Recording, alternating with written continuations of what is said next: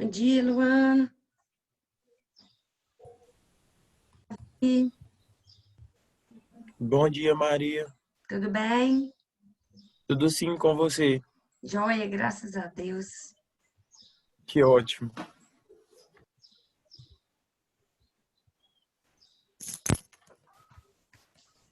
Bom dia, bom dia. Oi, Bom Gustavo. dia, Maria. Oi, Mari. Oi, Como Laí. que tá os filhos? Tudo bem, graças a Deus. Que bom. Tudo jóia, tudo dormindo. Quando acorda que é pior, não tá dormindo. Acordar muito cedo, aí atrapalha a gente um pouco. Oi, Giovana. Oi, Samuel. Oi, Emanuele. Oi, todo mundo. Galera, Bom dia, Maria. deixei para vocês ontem um pouquinho de atividade para a gente conversar sobre hoje. Enquanto isso, a gente revisa o parnasianismo e simbolismo, né? Enquanto a gente vai conversando sobre essa atividade aí, a gente vai rememorando as características, que é o que vai cair na nossa prova. Ok? Emanuele quer, cadê seu irmão? Por aí não? Meu irmão tá entrando, ele acordou atrasado. Ah, então tá. Aqui. Aí eu deixei uma atividade para vocês. Eu vou abrir aqui que a gente vai compartilhando e corrigindo. Primeiro vamos no parnasianismo. A gente vai ver que as características do senhor Olavo Braz Martins dos Guimarães Bilac. Ó.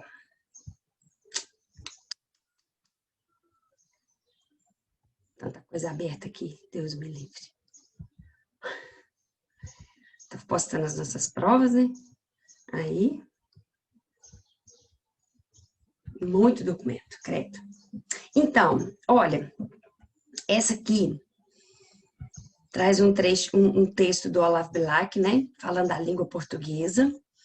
A gente vai perceber que ele vai, assim, falar com muito esmero da língua portuguesa, né? Ele ama a língua portuguesa, né?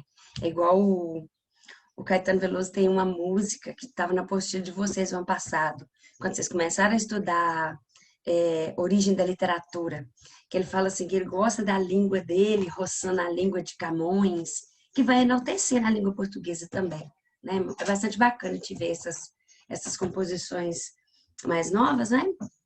Que enaltece a língua portuguesa. Acho muito bonito. O Caetano fala da diferença, ele gosta do ser e do estar. Por que ele gosta do ser e do estar?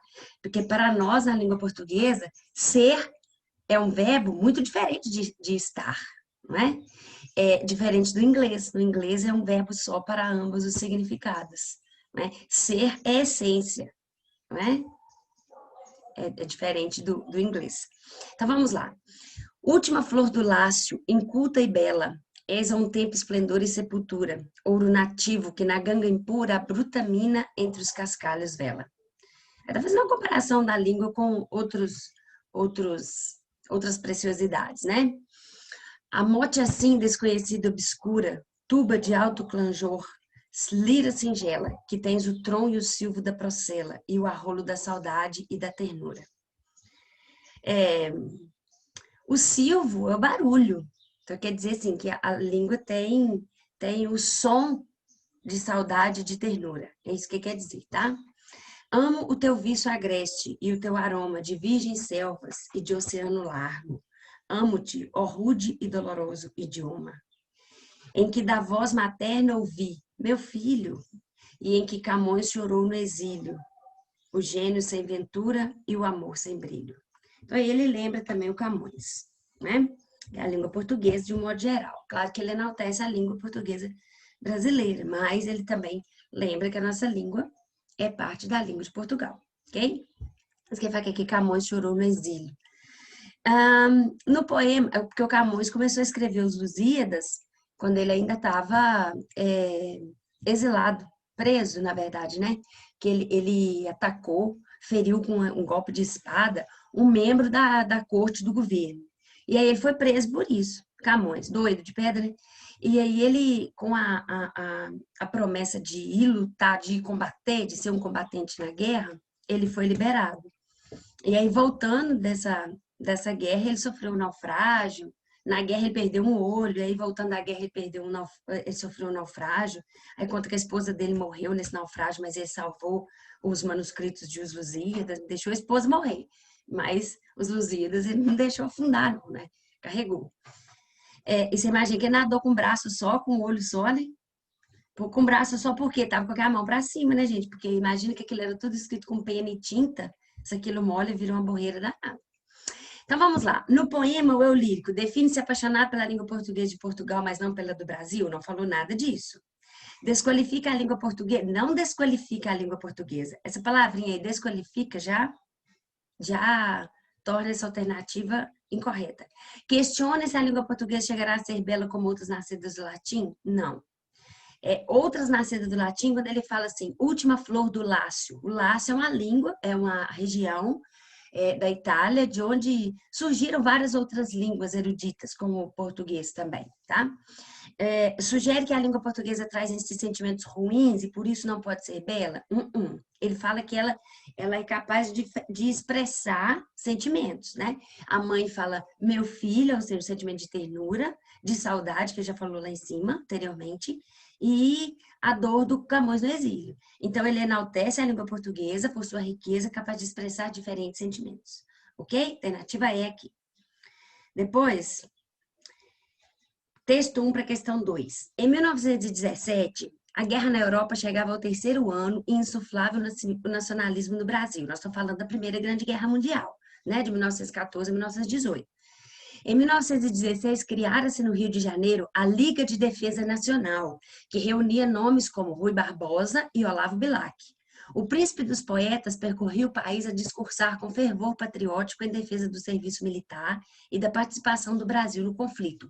O príncipe dos poetas, o Olavo Bilac, ele era, assim, patriota ao extremo, né? Ele defendia a educação primária, ele lutava a favor da obrigatoriedade dos serviços militares, né? Então, ele participava dessa liga aí para percorrer o país discursando com fervor patriótico, é o que ele tinha, né? Em defesa do serviço militar. Ele defendia bravamente a obrigatoriedade do serviço militar. O Olavo Bilac foi quem escreveu o hino à bandeira. Salve, lindo pendão da esperança, salve, símbolo augusto da paz, tua nobre presença, lembrança, a grandeza da pátria nos traz. Então, você percebe como que era patriota, né? E com a linguagem grandiloquente, que é a característica do parnasianismo, ok? 1922, a semana que não terminou, e está falando da semana essa obra aí do Marcos Augusto, onde tiraram esse excerto, está falando da semana de 1922, Semana de Arte Moderna, ok? Que nós vamos falar depois no modernismo. Questão 2. A poesia de Olavo Bilac exemplifica como poucas a estética parnasiana, tal como ocorre nestes versos em que o príncipe dos poetas define sua visão do artista. Qual a alternativa que traz aqui a visão do Olavo Bilac sobre o trabalho do artista? A letra A, quando nascia um anjo torto desse que vive na sombra, disse, vai, Carlos, ser gaúcho na vida. Esse é Carlos Drummond de Andrade, não é Olavo Bilac. E também não está falando da visão do poeta. Nós vamos ficar aqui, letra E. Invejo ourives quando escrevo, imito o amor com que ele, em ouro, o alto relevo faz de uma flor. Aquele poema dele, Profissão de Fé, em que ele se compara ao ourives, né? O material de trabalho dele, que são as palavras, ele esmera, trabalha, lima, torce, sua, sofre, como o ourives faz com os seus materiais de trabalho, né? Com ouro, como rubim, porque ele acredita que a poesia é uma joia. Lembra que o parnasianismo é o culto à forma? A poesia tem que ser perfeita, né? As rimas são riquíssimas, são rimas preciosas, né? É um rebuscamento de palavras, né? Então, trabalha-se com as palavras como o ourives trabalha com o ouro, com as pedras preciosas, ok? Então, é essa que a alternativa é, que mostra aí como que ele enxerga o trabalho do escritor, do poeta artesão. Questão 3. Isso aqui é retirado lá daquele livro que eu pedi para vocês na lista, Antologia Poética, de Olavo Bilac, ok? Longe do estéril turbilhão da rua, Beneditino escreve. No aconchego do claustro, na paciência e no sossego, trabalha, teme, lime, sofre e sua. Está falando do Beneditino aí é representante do poeta, de um modo geral, do poeta parnasiano, tá certo? Longe do estéril turbilhão da rua, porque os poetas parnasianos, eles Eles se enclausuravam na sua torre de marfim, como eles mesmos chamavam, para eles não ter contato com o mundo lá fora, porque o parnasianismo ele não tem visão voltada para a sociedade, né? A visão do parnasianismo é só voltada para a arte, para o belo. O mundo estava vivendo a Belle Époque, lembra que começou com realismo e naturalismo? Realismo, naturalismo e parnasianismo é a mesma época, certo? Eles são concomitantes, o simbolismo também. Só que o naturalismo, o realismo e o parnasianismo têm a mesma visão, né? Mas o naturalismo olhava para a sociedade, o realismo também, para a crítica. O parnasianismo não. O parnasianismo, a única coisa, o único objetivo é trabalhar bem as palavras para se fazer uma perfeição com o poema, não é? A arte pela arte. Às vezes é uma arte falando, é um poema falando de outra obra de arte, como um alabastro grego, como um vaso chinês, não é? Então, é isso. E quando ele fala assim que o beneditino está longe da fusaca da rua, é para que ele não tenha contato com o mundo exterior, para que aquilo dali, a sociedade, tudo que está acontecendo na sociedade, né? A sociedade é palco de transformações, para que isso tudo não influencie a produção textual dele, ok? Mas que na forma se disfarce o emprego, do esforço e a trama viva se construa, de tal modo que a imagem fique nua, rica, mas sóbria, como um templo grego. Né? Não é o retorno à mitologia clássica, que já lembra do templo grego. Não se mostre na fábrica o suplício do mestre, e natural o efeito agrade, sem lembrar os andames do edifício. Porque a beleza, gêmea da verdade, arte pura, inimiga do artifício, é a força e a graça na simplicidade. Olavo Bilac, em Poesias. Então, olha, o poema de Olavo Bilac evidencia o cuidado com a palavra, próprio do estilo parnasiano, que se associa a quê, gente? A poetas como Alberto Caeiro e Alves de Azevedo, segunda geração do romantismo brasileiro. Rejeição à cultura clássica? Não. O parnasianismo, ele tem um retorno à cultura clássica, tá? De rememorar os deuses gregos. Ao rigor estético e culto à forma? Sim. O estilo parnasiano se associa ao rigor estético, né? A perfeição formal, culto à forma. E ao sentimentalismo exacerbado? Também não, o parnasianismo combatia esse sentimentalismo exacerbado, ok? Do romantismo. Então, aqui nós ficamos com a letra C. Depois, questão 4. Os parnasianos acreditavam que, apoiando-se nos modelos clássicos, estariam combatendo os exageros de emoção e fantasia do romantismo, e, ao mesmo tempo, garantindo o equilíbrio que almejavam. Propunham uma poesia objetiva, de elevado nível vocabular, racionalista, bem acabada, do ponto de vista formal e voltada para temas universais. Esse racionalismo que enfrentava os exageros de emoção e fixava-se no formalismo fica bem claro na seguinte estrofe parnasiana de Olavo Braz Martins dos Guimarães Bilac. Qual alternativa que traz uma estrofe que mostra o enfrentamento do exagero, do derramamento de emoções e fixa-se no formalismo da estrofe? Alternativa D.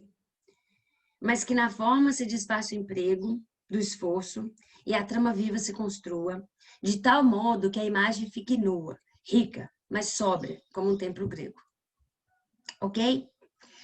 A letra A, eu vos direi amai para entendê-las. É aquele poema, aquele soneto que ele dialoga com as estrelas, Via Láctea. Ele fala que é só quem ama que é capaz de ouvir e entender estrelas. Então, se é só quem ama, então ele está usando sentimentalismo. Então, não pode ser essa. Ok? A letra B também está falando de amado. Olha, não me basta saber que sou amado. Nem só desejo o teu amor. Desejo ter nos braços teu corpo delicado. Ter na boca a doçura do seu beijo. Nós já temos aqui um sentimentalismo, né? Ele já está falando com emoção. Pois saber que é por isso que assim ando, que é dos loucos somente dos amantes a maior alegria andar chorando. Dos loucos e dos amantes também, né? Tá falando de sentimento. E a letra E também, essa melancolia sem remédio, saudade sem razão, louca esperança, ardendo em choros e findando em tédio. Tá falando de sentimentalismo, ok? Então, nós ficamos com a alternativa D aqui. Texto para a questão 5, Alberto de Oliveira. O muro.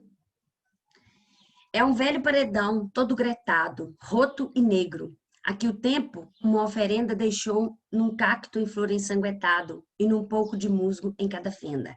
Aqui está falando de um muro gretado, ou seja, cheio de fendas, né, de rachaduras, tá cheio de musgo algumas partes tem até cacto já florescendo. Serve há muito de encerro a uma vivenda. Proteção para uma casa. Vivenda é uma casa, né? Encerro a uma vivenda. Proteção para uma casa. Protegê-la e guardá-la é seu cuidado. Talvez consiga essa missão, compreenda sempre seu posto firme e levantado. Posto de muro, é firme e levantado. Tem que ter em pé, se cair, tem que construir outro. Certo? Horas mortas, a lua o véu desata. E em cheio brilha a solidão, se estrela toda de um vago cintilar de prata. E o velho muro, alta parede nua, olha em redor, espreita a sombra e vela entre os beijos e lágrimas da lua. É uma característica do parnasianismo encontrada no poema. Qual característica do parnasianismo que nós temos no poema? Entendimento místico da vida como missão não é característica do parnasianismo. Submissão do eu lírico a um tempo implacável que a tudo destrói. Isso é barroco. Ok? Tempo que destrói tudo. Carpidae. Elogia a serenidade do envelhecimento como alternativa aos caminhos da juventude. Parnasianismo não fala disso. Parnasianismo é culta forma, é preciosismo, é valorização de vocabulário rebuscado, tá certo? Muito teor altamente descritivo nos poemas. Expressão de intensidade dos sentimentos. Opa! O parnasianismo não tenta conter a expressão de sentimentos intensos. Então não pode ser essa. Descrição minuciosa de objetos sem menção a um ser, a um eu que os observa. Achei. Descrição minuciosa de objetos.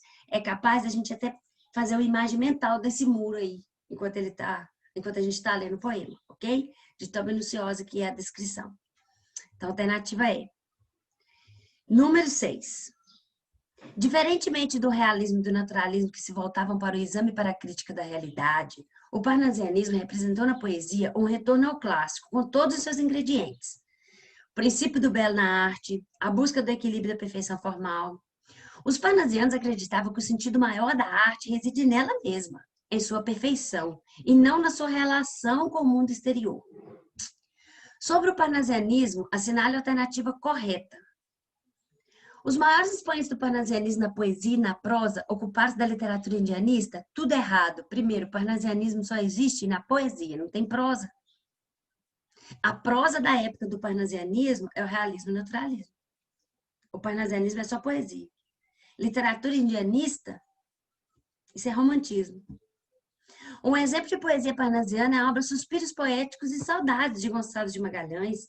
Suspiros Poéticos e Saudades de Gonçalves de Magalhães inaugura o romantismo no Brasil. É bom você ter isso aí tudo anotado enquanto eu vou falando, sabe por quê? Você memoriza isso, não esquece nunca mais. Então, toda vez que eu vou falando de onde que determinadas características que surgem, você vai colocando.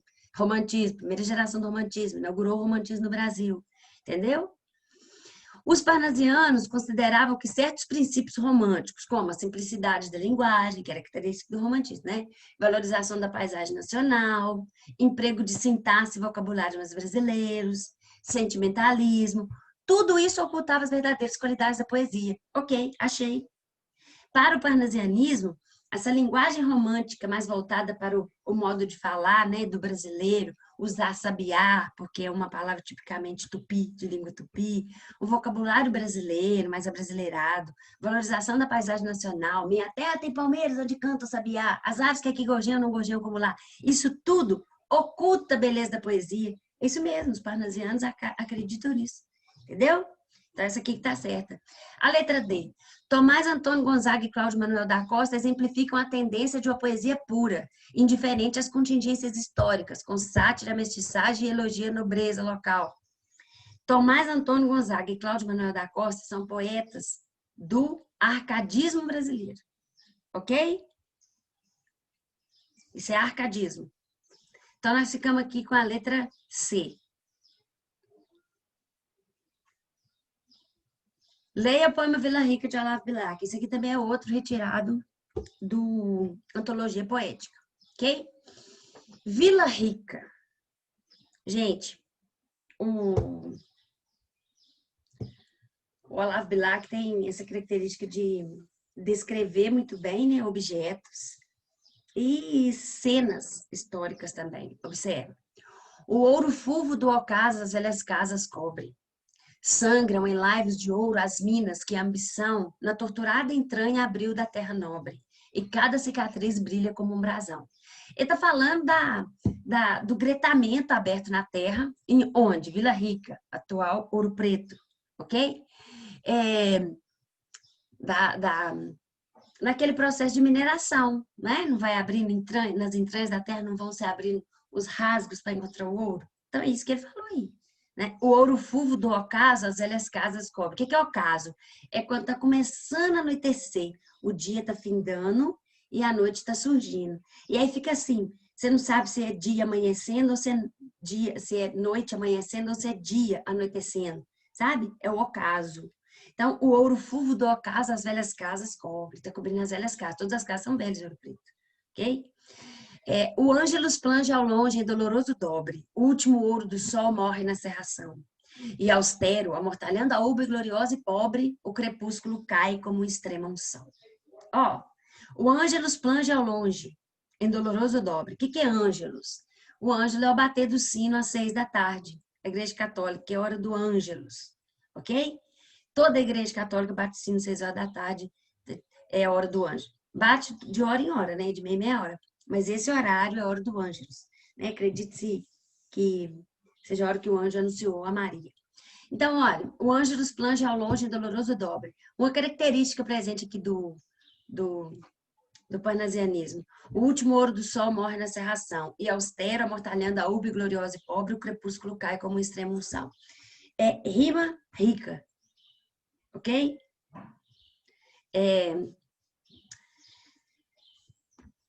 Deixa eu rolar aqui, peraí. Agora, para além do cerro, o céu parece feito de um ouro ancião que o tempo enegreceu. A neblina roçando o chão se em prece. Agora, para além do cerro, o céu parece feito de um ouro ancião. O que é um ouro ancião? Um ouro velho. E tudo que ele fala aqui, ele vai lembrando da historicidade de Ouro Preto. Ó. E austera mortalhando a urbe gloriosa e pobre. Urbe, a cidade gloriosa e pobre. Por que gloriosa e pobre? Já foi gloriosa, hoje que é pobre. Certo? Foi gloriosa na época da mineração. A neblina roçando o chão se em prece. Como uma procissão espectral que se move, dobra o sino. Soluça um verso de Dirceu sobre a triste Ouro Preto, o ouro dos astros chove. Soluça um verso de Dirceu sobre a triste Ouro Preto. Gente, o Dirceu é o Tomás Antônio Gonzaga, que nós falamos ali em cima agora. Né? O Dirceu é a Marília de Dirceu, ele cantava, né? Ele tinha esse pseudônimo, que era comum aos poetas árcades, lembra? Ter o pseudônimo e um nome é como se fosse um nome de pastor, não é? E ele canta para Marília, o Dirceu canta para Marília. Né? A musa inspiradora do Dirceu é a Marília. Então, quando ele fala soluça um verso de Dirceu, porque as composições do Dirceu, a maioria delas são tristes, né? Porque Dirceu se apaixonou realmente por uma prima que não podia se casar, porque ela era bem mais nova que ele, e ela era de alta classe, né? Ela era burguesa e ele era pobre. Então, por isso que as composições poéticas de Marília de Dirceu são, assim, tristes, tristonhas. Por isso que vai soluça um verso de Dirceu sobre a triste Ouro Preto, o ouro dos astros chove. Melhores poemas. Melhores mesmo, né, galera? Dos melhores. Uma característica do parnasianismo encontrada no poema é focalização de cenários históricos com finalidade de intervenção na arte da sociedade. Não tem foco de intervir em sociedade de modo algum, parnasianismo. Intervenção subjetiva na abordagem de temáticas sociais e históricas. Não tem isso aqui. Crítica social, o parnasianismo não faz. Descrição detalhada de objetos e cenários em linguagem e vocabulários rebuscados? Tem. Não tem expressão intimista e passional do eu lírico que vira as costas para a realidade. Não tem isso aqui. Nem no parnasianismo. Então, nós ficamos com a alternativa D. Questão 8. A Vila Rica, abordada pelo poema, é uma cidade pobre, esquecida pelo movimento de exploração de ouro? Não, gente. Ela não foi esquecida pelo movimento. Ela foi, no auge do movimento, ela estava gloriosa. Decadente, que sobrevive após um passado rico em uma atmosfera com pouca vida? Sim, decadente. Sobrevive após um passado riquíssimo, né, gloriosíssimo. Ouro Preto foi até capital do Brasil, ok? Nobre, que conserva sua vitalidade e ostenta ainda inúmeros sinais de riqueza. Enriquecida em ascensão econômica devido ao intenso comércio de ouro. Antiquada, que apoia a presente extração de ouro e padrões ultrapassados de organização do trabalho. Alternativa B. Ok? Agora nós vamos lá para o simbolismo. Tá bom? Dúvida? Perguntas? Questionamentos? Pode parar aí e perguntar, hein? Vamos para o simbolismo. Tá tranquilo.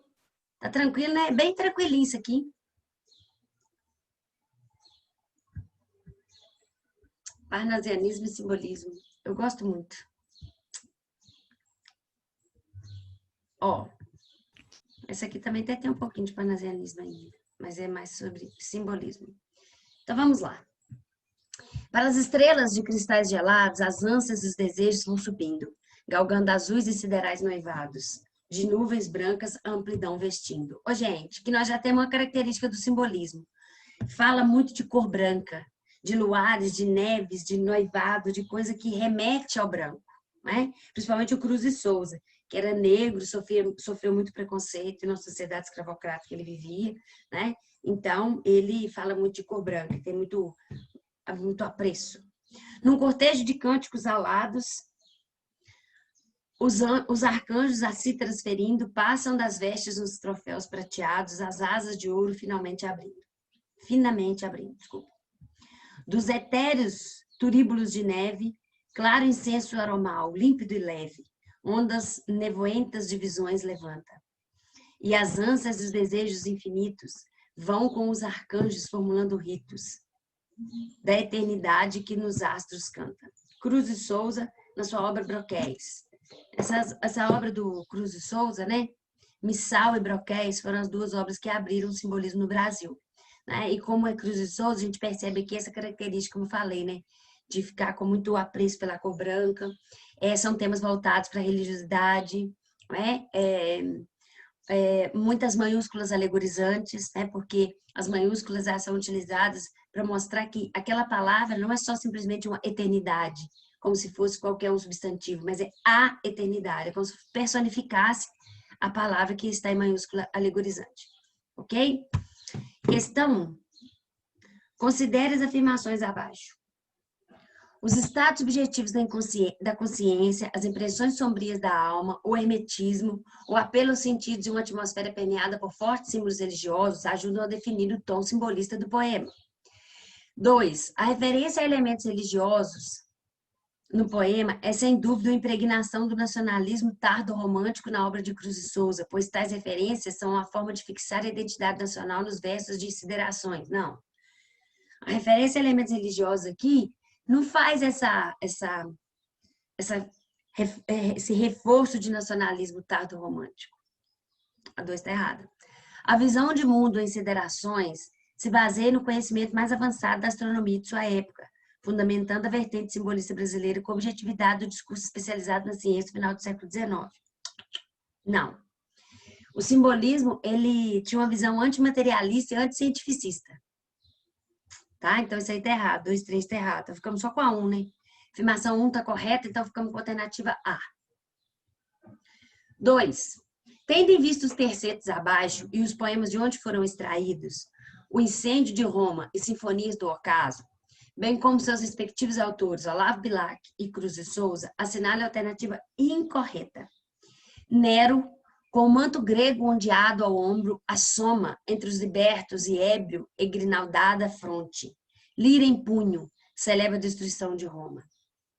Há, por estes sinfônicos ocasos, a terra exala aromas de áureos vasos, incensos de turíbulos divinos. Letra A. A impassibilidade de Nero, no primeiro terceto, perante o incêndio devastador, pode ser interpretada como a representação ideal do artista na estética parnasiana. Nós estamos falando de simbolismo, não de parnasianismo. A destruição, deixa eu ver, pediu a incorreta, né? Não, pediu a correta. Incorreta, isso mesmo. Ué, então já achei, ué. Letra B, continuemos. A destruição de Roma no primeiro terceto alude a um fato histórico que faz do imperador Nero a representação de um louco. Sim. Ao contrário de Olavo Bilac, Cruz e Souza conseguiu vencer os preconceitos e sobrepor-se ao jugo de uma sociedade hostil e escravocrata. Ao contrário de Olavo Bilac, Cruz e Souza conseguiu vencer os preconceitos, mas Olavo Bilac não teve que vencer preconceitos, não é? Não, é. Olavo Bilac teve que vencer preconceitos, não. Isso aqui está errado. A possibilidade de Nômbara. A impossibilidade de Nero perante o incêndio devastador pode ser interpretada como a representação ideal do artista da estética parnasiana. Tá. Então entendi essa letra A aqui. Tá comparando, porque o Nero não se manifestou nesse caso. Pode ser comparada à estética parnasiana, que a estética parnasiana também não se manifestava contra os problemas da sociedade. Então tá, então a tá certa. Entendi. Então isso aqui vai falar de parnasianismo e simbolismo. A exploração da musicalidade, de assonância, de aliterações e a presença de vocabulário litúrgico são comuns na poesia de Cruz e Souza. São. Nós já vimos que a aliteração, a assonância, presença de musicalidade, onomatopeias, é muito forte na poesia simbolista. A percepção do objeto, pôr do sol, não pela visão, mas pela audição, sinestesia, caracteriza o poema aludido no segundo terceiro. Sinestesia também é presente. Então, nós achamos que é a letra C, né, gente? Porque o Olavo Bilac, ele não sofreu preconceito que tinha que vencer, não. O Olavo Bilac era membro da corte na época, não tinha preconceito contra ele, não. Ó, questão 3. Longe do estéreo turbilhão da rua, Beneditino escreve, no aconchego do claustro, na paciência e no sossego, trabalha e teme, lime, sofre sua. Já lemos isso aí, né? Sobre a estrofe, só não se pode afirmar que... O que está incorreto aí sobre essa estrofe? Os vocábulos rua e claustro são imposições antitéticas no poema. Rua, a liberdade. Claustro, é fechado. Então, tá bom, posição antitética, antítese, né? Ideia contrária. Beneditino é metáfora para o poeta que se entrega à árdua e laboriosa produção poética. Isso, né? Ele representa todos os demais poetas que se entregam a essa árdua e laboriosa, essa dolorosa, trabalhosa produção do poema. O termo claustro é uma metonímia dos lugares isolados em que os poetas parnasianos se confinavam para escrever. Não. No quarto verso, ao trabalhar intencionalmente as sílabas tônicas na sequência com as vogais A, E, I, O, U, tem-se uma assonância. Temos uma assonância. Quarto verso. Do claustro na paciência e no sossego. Ainda trabalha e teme, lime, sofre sua. Uhum. A repetição da conjunção E configura o polissíndeto, que é a repetição da conjunção, né? E reitera o esforço do poeta para buscar a perfeição do verso. Sim, reitera. Trabalha, teme, lime, sofre, sua. Quer dizer que trabalha muito. Então, nós vamos ficar aqui com a alternativa C, né? O termo claustro é uma metonímia dos lugares isolados em que os poetas parnasianos se confinavam para escrever. Tá errado isso aí. Eles não ficavam claustrofóbicos, tá falando só do Beneditino aqui. Eles se prendiam nas suas torres de marfim, né? Eles não tinham contato com o mundo, mas não que tivesse que ser no claustro. Questão 4. Os poetas simbolistas renunciavam à tradução da forma fixa do objeto em favor do ritmo do devir, da fugacidade do momento.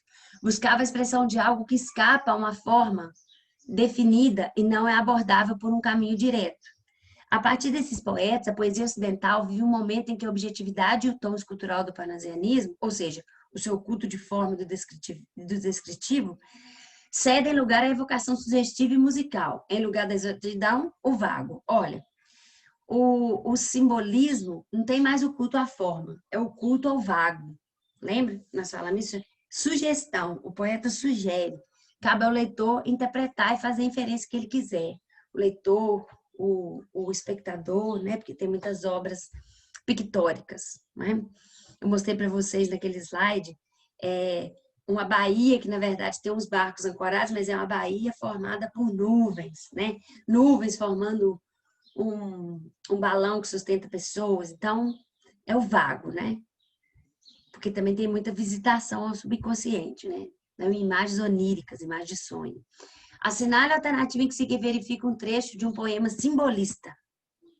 Fujo de luz banhada, estende suntuoso, palácio imperial, marmor de Lacônia, isso aqui é parnasianista.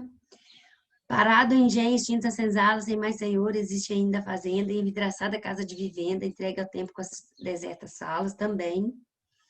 É um velho paredão todo gretado, nós já lemos para trás, nós sabemos que é parnasianista. Visões, salmos e cânticos serenos, surdinos de órgãos flebes, soluçantes, dormências de volúpticos, venenos, sutis e suaves, mórbidos radiantes. Salmos e cânticos serenos, surdinos, órgãos flebes, Aqui nós estamos falando de temas religiosos, nós estamos com a literação e ressonância, a linguagem altamente musical, então essa é a alternativa D, ok? Que é um exemplo de poesia simbolista. Questão 5. Acrobata da dor. Ó, acrobata da dor. Ou seja, ele tem que trabalhar, fazer o seu trabalho ainda com um riso na cara. Gargalha, ri num riso de tormenta, como um palhaço que desengonçado, nervoso ri num riso absurdo, inflado, de uma ironia e de uma dor violenta.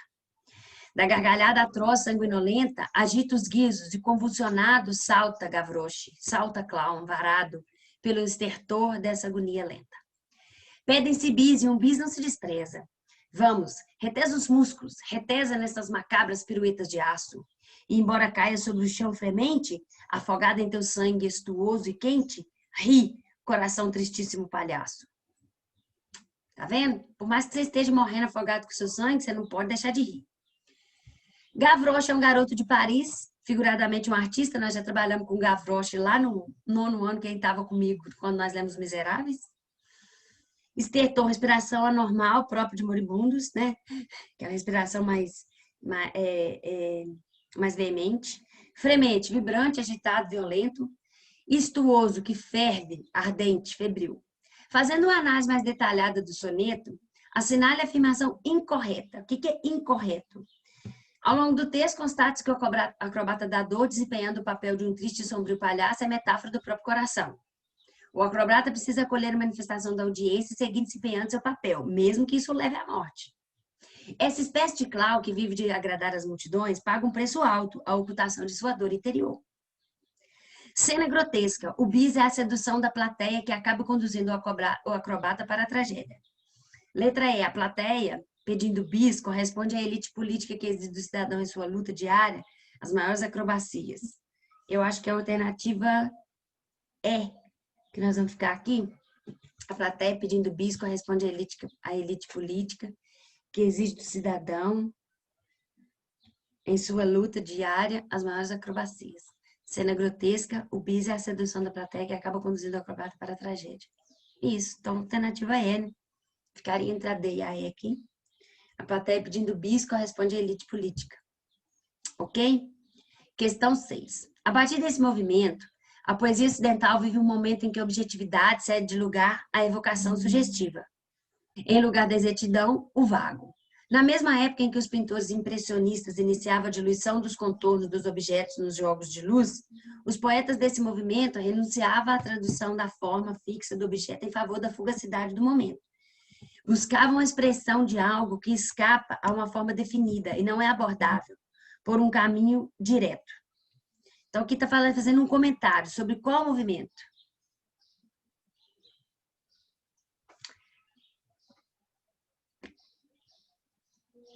Realista, parnasianista ou simbolista? Simbolista, né, gente? Porque está falando que dá lugar agora ao vago. Então, só pode ser simbolista. Alternativa E. Questão 7.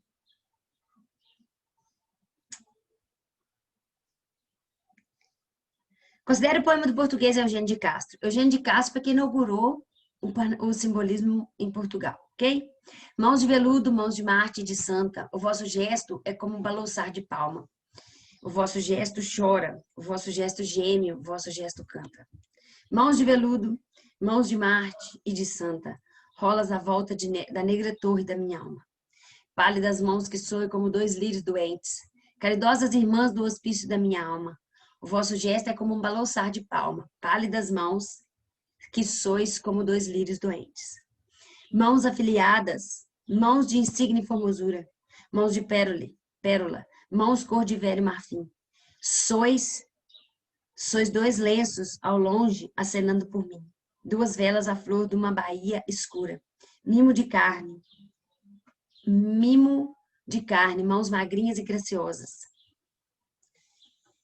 Dos meus sonhos de amor, quentes e brandos ninhos, divinas mãos que me eis coroado de espinhos, mãos que depois me haveis coroado de rosa, afilhadas do luar, mãos de rainha, mãos que sois um perpétuo amanhecer, alegrai, como 2 netinhos, o viver da minha alma, velha avó entrevadinha. Obras poéticas. Questão 7.